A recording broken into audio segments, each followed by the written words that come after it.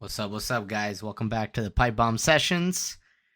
This week, WWE continued their epic tour in Europe, and we're going to start with SmackDown first, obviously. As usual, the Viper, Randy Orton, gets a standing ovation from the crowd. Man, it's really some unbelievable work that some of these European crowds are putting in, especially for a guy like Orton. They're just singing his song. They know it by heart, word for word. It's truly incredible. It's pretty cool to check out. And Orton, I mean, who doesn't love Orton, right?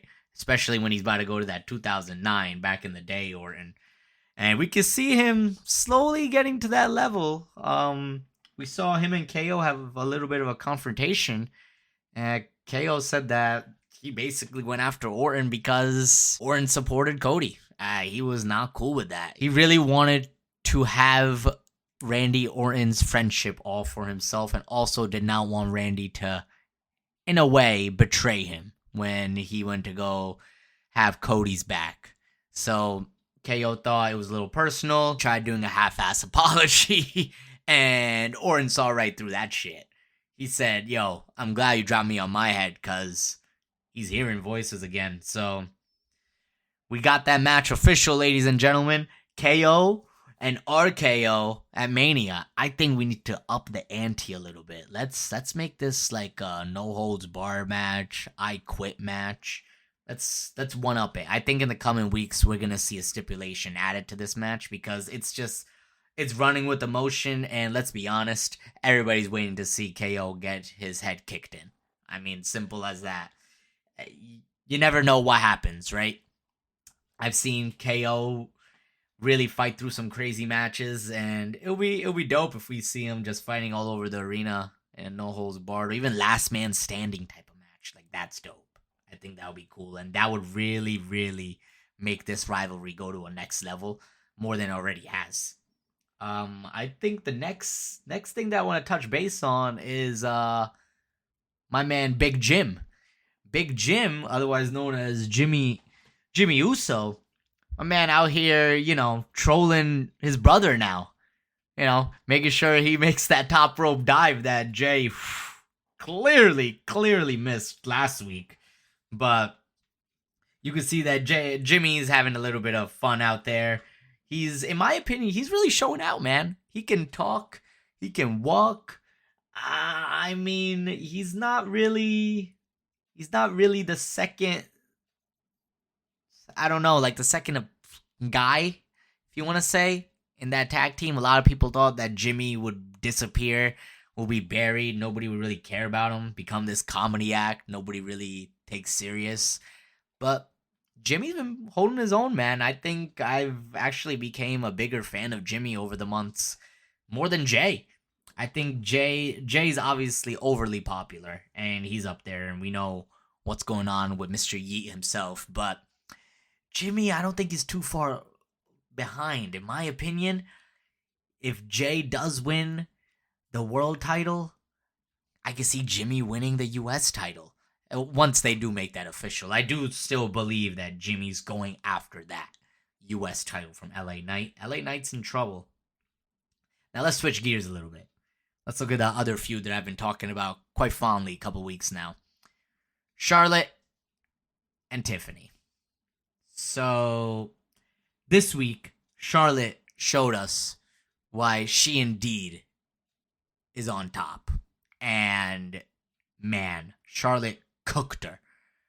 Like, it was bad. It was bad out there. I thought that the only way this could have been worse for Tiffy is if they were live and in person in the ring doing the promo battle, because you could clearly see Tiffy was saying her shit, and eventually Charlotte just went off script. She just started talking shit. She literally said that everybody was trying to be like her, and everybody always says, yeah, I'm the next Charlotte.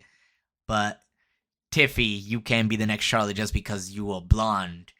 And like, that's not how that works. Right now you're the champion because you got a lucky cash in, not because you work there. It's her first Mania, especially coming in as a champ. But Charlotte said that she's been here. This is just another day another walk in the park type of deal for Charlotte. She really made it stand out that Tiffy was just this wannabe, fake Barbie version of Charlotte, which in my opinion is pretty crazy that Charlotte is coming out saying this. And I can see after that promo, man, Tiffany needs to have a really strong comeback in the upcoming weeks, or else this feud is clearly going to keep going the one way it has. I like Tiffany, as I've said previously. However, I can see where it can be causing issues. Her being a face right now, because the people love her. But at the same time, she really does give off those heel type of vibes. So eventually I can see her going back to being a heel. I'm just really, really unsure about her walking out as champ now after that promo. Maybe she goes and does some cleanup, does some homework, and has some good jabs at Charlotte in coming weeks. We'll find. We'll only find out, ladies and gentlemen. So I don't know. I'm hoping that things go well and that feud gets a little bit more even and balanced, but I'm not seeing it right now. The most even it got was when Tiffy did that dive last week. And after that, she literally just got messed up by Charlotte on that promo. So, good luck. Good luck, Tiffany. Shoot. I think another feud, which I'm not really sure where it's going anymore, is this Jacob Fatu feud. And I say Jacob Fatu feud because I don't know if this man's going to keep feuding for A, the US title, B, is he going after Braun still? Are we still not done with this? Or C, is he going after Solo? Because as we saw this week, it was Fatu versus Braun. Pretty good match, two powerhouses, and the crowds were loving it. They were chanting for Fatu. They were chanting for Braun. Now, Braun ended up winning via DQ because Tama and Solo end up attacking Braun. So, because of that, this guy, Jacob Fatu, first off, is looking confused as hell in the ring saying, what the fuck are you guys doing out here? I had this shit wrapped up. Why are you helping? I didn't ask for your help. It's exactly what Jacob Fatu ended up telling Solo later in the night anyways, saying that, yo, you gotta stay out of my business because I had that shit won. And on top of that, what makes it even more bitter for Fatu is that it was for a U.S. title opportunity next week. So now, instead of him facing LA Knight for the U.S. title, we see Braun versus LA Knight for the U.S. title. I'm not saying Braun is going to win. However, I can see that being extended. And this is how the other players are going to be involved in the U.S. title picture, it looks like, coming Mania time. I can see Solo trying to rekindle and calm Jacob down in the upcoming weeks possibly, if it doesn't kind of work out in 1 week. Reason being, there's still tension there. You can see Tama Tonga, he's kind of getting over this tension. He's like, yo, what's going on? This whole bloodline of ours is self-imploding, and we haven't even done anything yet, in a sense. Like, they need to get some gold, I think. And the way to get gold, it looks like Jacob Fatu is going to be that guy. I can see him doing two things at Mania. 100% I can see him going against Solo one-on-one. But I can also see him and Solo being added into a U.S. title opportunity. And perhaps that's where we finally see the fall of Solo and Jacob Fatu, and we basically carry that feud going forward. I can see that. WrestleMania is always a time where people say that's the end of feuds, but there's nothing wrong with starting and or continuing certain feuds that you don't feel like you need to rush and end very quickly. I think in this case, this is the Jacob Fatu and Solo situation. Seems like a slow burn to me. At first, I thought they were really picking up on it. Then last couple weeks, they slowed down. And last week specifically, Fatu calls out Solo again. So I'm not sure what direction they're going. However, I just want to make a note. We do have a U.S. title match now next week, guys. LA Knight versus Braun Strowman. My opinion, LA Knight, should walk out of there as champ. There's no doubt about it. But let's see. Let's see what happens. Another just quick tidbit I want to touch base on. That's the whole Chelsea Green U.S. title reign. Her title reign's been interesting. I've seen a lot of talk on how it could be better. and that it's at least going better than the other title reign, which I'm going to touch base on in a little bit for the women's IC. You can see that Zelina is clearly next. She just lost, got screwed, and she is definitely next for that women's US title shot. I can see Zelina taking it, honestly. I feel like Zelina's a type of person that they have been behind for a while. She's been okay with the roles she's been playing. I also think that just in the fact she's been getting a little bit more of the spotlight, that this is her time to shine. And this is how we move forward in a sense. Shoot, why not? I'm okay with the Zelina US title run. Why not? Now, this is a feud we've been waiting a little bit on. The Jade feud with Naomi. Because we've been wondering, where's Jade been at? Is she going to be back? Now that she's back, she's been going through like these different promos, talking about the attack. Last week we touched base on that a little bit. Followed by the match that happened this week, which was the Jade versus Liv match. And that was a good match, I will say. Liv looked like she was getting a little dominated, but she got some pretty good hits. And eventually, guess who came up on top? Liv Morgan. Liv Morgan's had quite a fucking year, guys. Holy shit. Last 18 months? My goodness, who hasn't she beaten right now? What title hasn't she held, in a sense, right now? Like, any title that's been in her view, it's been obtained. It's hers. So Liv Morgan has really turned the corner, I think. I think should be known as one of the top women in WWE at the moment. I think that we've been just seeing a different type of Liv, and she's kept innovating herself. The only person, see this happening, and you heard it here first. We can see Liv versus Charlotte. SummerSlam. Where? MetLife, New Jersey. Right where Liv Morgan's from. What better way to have her complete the circle of this dominance that she's been on by beating the Queen herself? Wouldn't be surprised that the Queen has the title around her waist. Would not be surprised at all. Just one extra tidbit after the match, we saw the heel Naomi attack Jade. She messed her up a little bit. I like the attack. I like that we didn't have Naomi look weak again this week. So that's good. She's getting some offense in. I think that match is going to be good anyways. I have no doubts about it. Personally, I think the fact of the matter is that Naomi as a heel looks pretty dope. I think she can really talk her shit and she can get behind the crowd regardless. This is a matchup that is going to lead into a deeper storyline. You heard it here first again. I'm telling you, Bianca is somehow involved. Bianca's been really acting more heelish than a babyface, at least from what I've been seeing. I think this all has to do with a slow turn, followed by Jade finding out that it was her quote-unquote good friend and her plan. Now let's go to the guys who want all the smoke. Those guys are the Street Profits. I'm a little disappointed, actually. I'm a little disappointed that WWE changed their music. Of all people you could have changed music for, why choose the Profits? Like, I saw the pop they got. They would have got a huge pop if it was the actual Street Profits music coming out. Instead, people barely knew who it was. I barely knew who the hell it was when they came out. I'm like, what is this? And the fit for them for that music, I feel like it's off. It feels like WWE isn't sure if the Profits are faces or heels. And that might lead into some type of issues for them going forward. A lot of contenders for the Profits right off the bat. I like that. And on top of that, Pretty Deadly's obviously facing them next week for those tag titles in London, in their hometown. I'm not saying we can see a title change that fast, but I can see them putting up a good match. The Profits always put up a good match. I'm not super familiar with Pretty Deadly. I feel like they've been sidelined for a while because of injuries.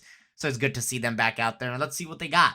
To really wrap up episode of SmackDown, what better way than the OTC? Roman Reigns coming out saying that, people tried taking him out, someone eliminated him, which, by the way, I gotta agree with Punk on this one. It's every man for yourself, Roman. You should know this. You eliminated Rollins all those years ago after you guys are working together in the Rumble. So, not sure if that's really what I want to base off of my argument for Roman. I hope he comes up with something a little bit better to kind of back up his argument why he's went after Punk. But I get it for right now. It's fine until this whole Paul Heyman thing comes to a close. And man, is that coming close. Now, one thing that Roman also mentioned was that Rollins tried killing him, so he tried killing Rollins. And then he called out whoever, personally I thought it would be Punk who shows up first, but Rollins answered the call. Rollins said, let's run it back. Let's, this endless feud between us that's been going on since 2014, since the day that Rollins, the architect, put all this in motion. 11 years later. It's all because of Rollins. Rollins did the chair shot. He then became champion. He then cashed in as well for that first championship at Mania. Only guy to do it. Rollins really is the centerpiece of this whole feud. All these little and different pieces that come together, that's all on Rollins. So I think it's very interesting, just the matter of fact of how that works. In my opinion, one thing that Rollins said was interesting, where he told Roman that we got to work together to take out Punk. So Rollins' end goal is still making sure he can make Punk's life a living hell and then basically kick him out of the WWE, which is dope. I like that they keep pushing this on Rollins. Make that your agenda. Kill the guy. I want you to keep going after him until you literally cannot anymore. That's the Rollins we need, and that's the Rollins to keep himself, relevant. And as Rollins is saying all this stuff, we see CM Punk come out now. CM Punk is now out, and guess who gets worried the most? The wise man, Paul Heyman. I think that's interesting. That's interesting that maybe a lot of people did see, maybe a lot of people didn't see. I'm not really sure. However, Paul Heyman looked a little stressed out. Then Punk comes and says to Roman, like, hey, only reason that you were even in the Rumble is because I had to save your ass at Survivor Series, and someone owes me a favor. Isn't that right, Paul? Paul Heyman, then we see him say, now, which now that makes me think, so is Paul really leaving?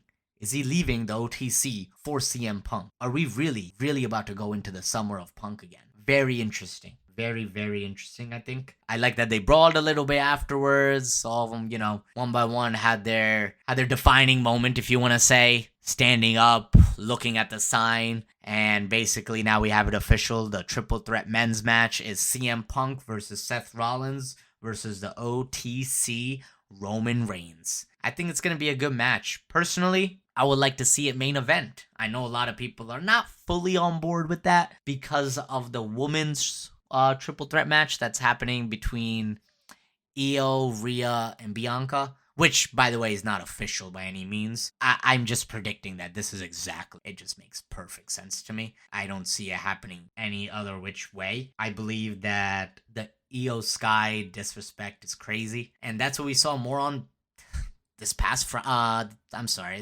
Monday. Shoot. And on Monday, we saw a few things. I'm gonna touch base just on the Io situation since we're already on it. Io's been disrespected. She again got disrespected this week. I don't understand what WWE and Triple H is trying to do here. Is the whole point to make your champion look weak so then she can eventually come up on top? But does that mean you're going to break this little mini WrestleMania streak that you got going on for Bianca? A lot of questions. I can see Io retaining. It feels like to me, she's going to keep getting disrespected and the respect ain't going to come. So she's going to have to come and take care of her damn self. And she said she ain't getting slapped. Bianca said she ain't getting slapped again this week. That's why Io started the attack. In between all this happening, Adam Pearce, my man, is trying to get a single sentence in about his announcement regarding all three of these women. But clearly he can't get anything in. He keeps getting interrupted one by one from someone. And on top of that, Io comes out, says she'll take on both, and Bianca then comes out, says no shot, that is not happening, brings Rhea out. Rhea wants her rematch, she says. Adam Pearce is livid at this point. No one's listening to his ass. He's freaking out. He then goes, you know what? This is what I got to bring to the table, and it's a one-on-one match. It's a rematch. Rhea Ripley versus Io Sky. Special guest referee, Bianca Belair. Now, come on, guys. How much more obvious do we need to make it now? If she's the special guest ref, we definitely know that there's going to be some type of commotion that costs, I assume, Rhea the match. Rhea will then be added in, or I'll be in shock. But if Rhea does get that title back, Io's most likely going to use her rematch at WrestleMania. So in my opinion, that makes sense. I hope Rhea doesn't win it back, because that's a very, very, very bad look on Triple H. You just made Io win the title for what? To be a transitional champion for 2 weeks? For her to be disrespected as the champ for a couple weeks? That doesn't even make sense.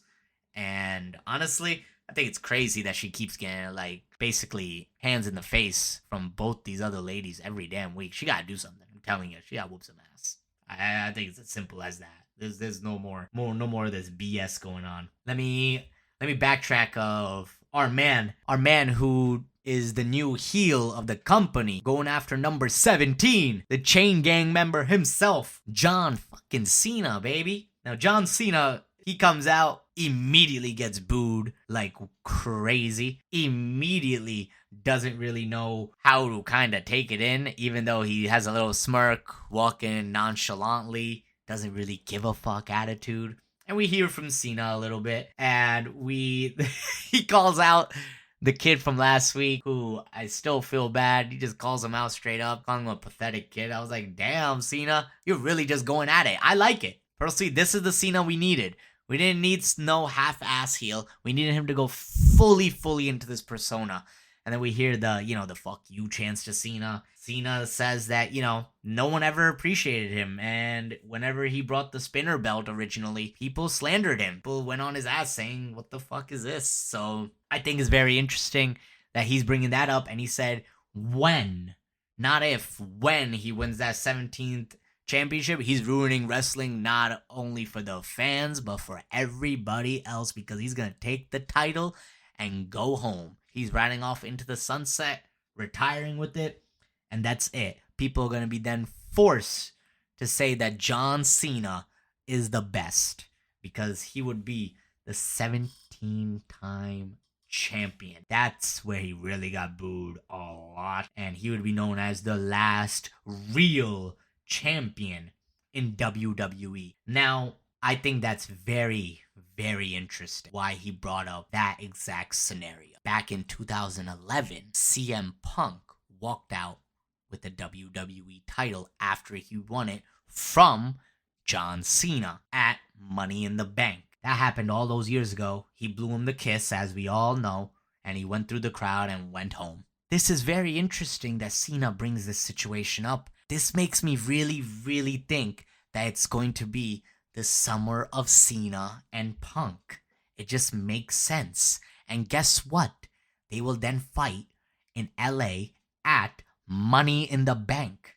It's gonna be CM Punk this time who loses.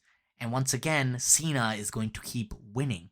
I don't know how long he's going to be champ for, but I don't see it being super short where it's only a month. It just doesn't make sense. And that will be an interesting dynamic between Cena and Punk, because roles are reversed. I think this is going to be such a cool way to see how they work together, as well as maybe CM Punk is going to be that guy to get some sense, quote unquote, into Cena again. I feel like that's who they're kind of putting Punk as, that guy. He's like that older, like, type of person who's left the company, came back, had some experiences, good and bad, and now he's just trying to make sure everything's all good. He did it with Cody last year, and I can just see it. He did it with Cody this year when he told Cody that he's gonna get stabbed from the front, not the back, and that was Cena. Like, obviously, he didn't think it was Cena or said it was Cena, but it happened nonetheless. So I definitely have been paying attention to the things Cena says, and he's foreshadowing a lot of future feuds, in my opinion. He's slowly getting out there. Speaking of people getting out there, that brought Cody Rhodes out. And again, for the second week in a row, this man Cena doesn't utter a word back to him. Cody comes out, talks his shit, unties his tie, gets ready for a damn fight, throws the belt in the middle of the ring, says, Cena, if you want it, go pick it up. It looks like Cena's ready for a fight, and of course, he walks out of the ring, walks all the way to the back. You know what Cena's giving me? Give me the vibes that, hey, Cody, I don't see you more than a jobber back at that, that 2015 kid that I used to remember. So you're going to be a piece of cake at Mania. I can see Cena going into that level because he smirks, he smiles. He doesn't it doesn't seem like he's taking him serious at all. He's just there. Cena's there and Cody's there. That's really how it seems like it's working. And to me, that's interesting. I said this last week that we need a back and forth a little bit, but now 2 weeks in a row, seems like Cody has the upper hand. But I'm going to say the opposite. I think Cena is actually 2-0 in this right now against Cody. Reason being, Cody keeps coming out, talking his shit, wants Cena to have a reaction, say something. Cena straight up doesn't say anything, walk out. He don't care. It's like he's not even thinking about Cody. All he's thinking about is the title, walking out with it, and the fans, us. That's it. He thinks that Cody's going to be a piece of cake. Very simple task for him to complete. I think in the upcoming weeks, Cody's going to have to do something to give Cena a little bit of seriousness in this feud. Cena clearly doesn't give a shit about it. Next week, they're going face-to-face one more time. Next week is when I could possibly see Cody either maybe throwing a punch or Cena finally reacting to something Cody says to get under his skin. I'm hoping something like that happens, or else if Cody just keeps coming out and Cena keeps silently walking out, I mean, I don't think this looks good on Cody at all. That, to me, it just tells me that Cena is not taking this man serious, nor is planning on taking him serious. Let's switch some gears here now, guys, to another world title feud. The Jay mishap, I'm gonna call it, from last week was hilarious. Been a meme. Been all over the place. Jay's seen it. His mystery partner of the week was Jimmy. You know, I feel like a lot of people thought, including myself, it was gonna be Joe Hendry. It just made sense. Maybe WWE couldn't call him in.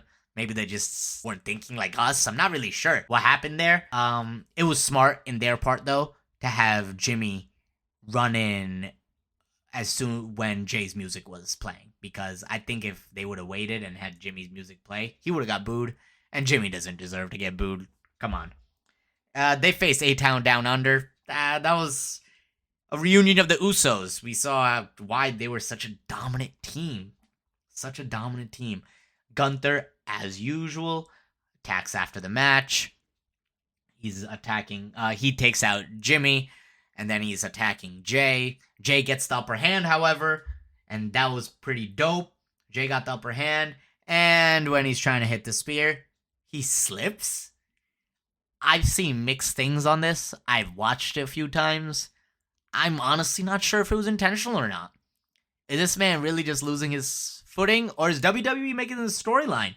Smart if they are, in my opinion. I think a storyline about maybe the confidence being lost in Jay. He's lost to this guy Gunther 3 times already, and now he can't even do a top rope dive, which he's hit millions of times. Followed by him slipping on a spear, like there was nothing in his way, nothing could have happened. And instead, he's just doing all these mishaps like he's a rookie again. So later on in the night, you see Big Jim come up and try to talk some sense into Jay, saying like, hey, dude, we need the right-hand man. We need the original main event in Jay Uso, the guy who can put up matches and put up fights. We don't need this guy, whoever. Gunther's in his head.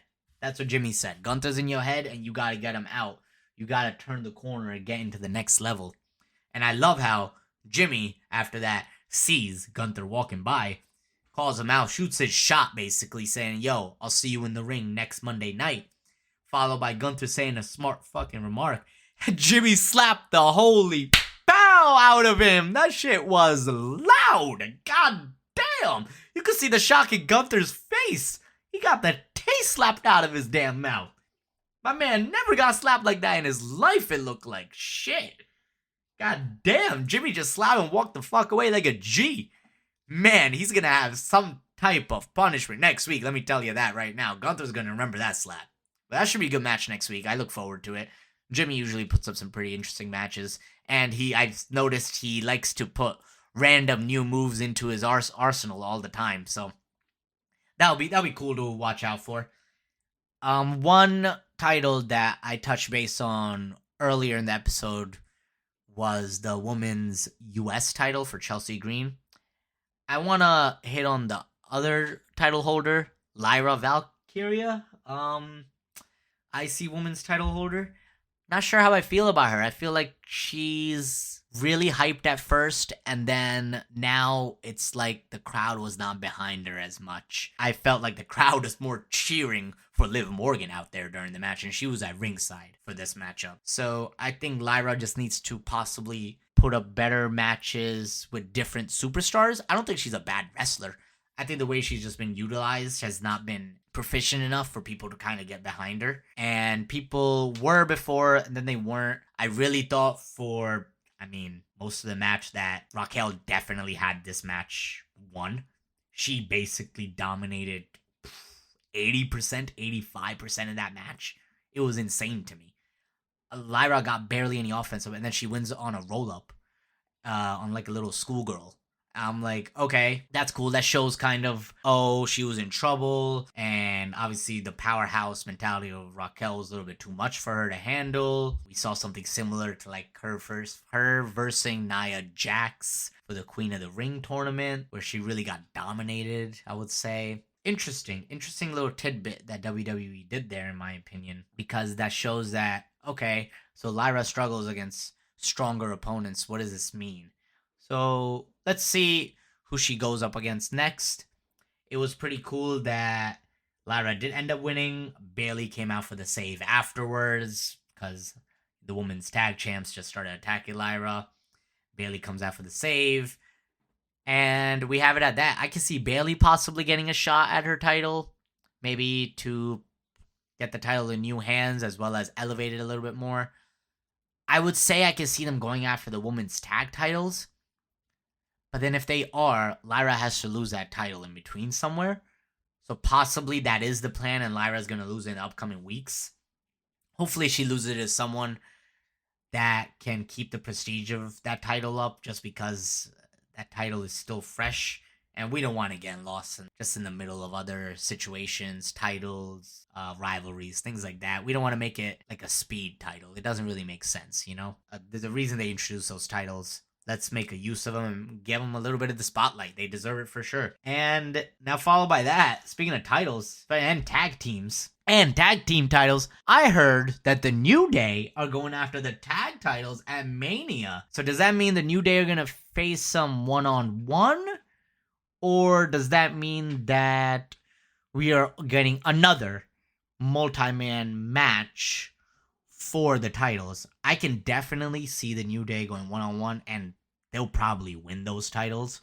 Maybe that's what's missing off their heel run at the moment, is those titles, and that's what they need. So let's see how this plays out. We hear from CM Punk. You know, last week we heard from Rollins. He came out, basically just came out for hype, and that was pretty much it. Came out for hype and said that, yeah, he'll be on Friday. Pretty much same thing happened again, guys. CM Punk comes out, says a bunch of things. One of the things he does say is that, you know, Paul Heyman may not just be Roman Reigns' wise man. And in my opinion, that's saying more to it than not. That maybe Heyman does have different things going on and we don't know yet. Obviously, CM Punk and Heyman are close, and CM Punk's a former Paul Heyman guy. Still current, I guess you could say as well, right? So Punk basically says that he's not getting what he wanted, or is he? And that he's going to read that contract and he'll be there Friday night on SmackDown for the contract signing. That's interesting, because him bringing this up now makes me think that they're throwing a stipulation in this match. It definitely may become a number one contenders. And if it does, I can see CM Punk winning. That way he gets what he's been looking for this whole time on his return to WWE. A main event in WrestleMania. That's all he's asked for. I don't think the triple threat match is going to main event, because if it did, then that kind of kills the point. And if it, let's say it does, and it still is a number one contenders match, then I don't see Punk winning anymore. I can see, honestly, no, it may not be the best decision, or it may not be the happiest thing people want to hear. I can see the OTC winning, getting involved, and going back after the title that he never got another opportunity for yet. He is obviously gonna go get his gold back. But now him being in the mix, maybe that sets up something for him and The Rock in the future. We don't know. We don't even know if there is a stipulation. There needs to be. We need to make this one tier higher, I think, than it is already. Let's say there's no stip. Personally, if there's no stipulation and we leave it as it is, I think the guy who walks out as the winner is Seth freaking Rollins. That man's put in work. His whole goal is to make sure that Punk does not get his goals. And on top of that, for him to prevent Punk from getting his goals is beating him at Mania, preventing it again. Whether it's stipulation or not, if he beats him, it's a bigger thing for Punk because, boom, this guy Rollins stopped him again from getting his main event. His main event is what keeps eluding him. And it's not like he can main event anytime. He has to wait now. He has to climb back up and make sure that he gets there. So there's a lot of factors to this, in my opinion. I think Rollins wins because in the last 6 Mania matches, he's 1-5. The only win being Logan Paul, which thank God, because if he was 0-6 including Paul, oof, that would have been interesting. I can see how Rollins wins and we continue this feud. We can see that Roman maybe says that Rollins cost him a title opportunity, that basically increases their feud. Put the CM Punk and Rollins on the back burner. The thing with this triple threat is that there's multiple little stories within the bigger triple threat matchup story. That is a very, very hard thing to kind of combine together. So I just want to see where WWE brings this. I believe that their smartest move here is to really zone in on the whole Paul Heyman situation. Maybe Heyman betrays both Punk and Roman Reigns. What if he joins Rollins? That's the ace up Rollins' sleeve. He is the architect. As he said to Roman, as he said on his promos, he is the guy who always was the man who came up with the plan in the Shield. He was always that guy. And I think that still shows. We can see that happening. I believe this is very, very interesting. And one more thing that we want to I want to touch base on is the main event, the Penta versus Braun Breaker match. As expected, it was a good match, but then we see Dirty Dom and Carlito come out. Dirty Dom offered Penta a spot in the Judgment Day earlier in the night, said, yo, we can, basically guarantee you the IC title if you join us. Penta didn't really say anything. I don't see Penta joining the Judgment Day of all people. But nonetheless, Dom and Carlito out there. Of course, they get involved at some point. And after they get involved, they do a beatdown.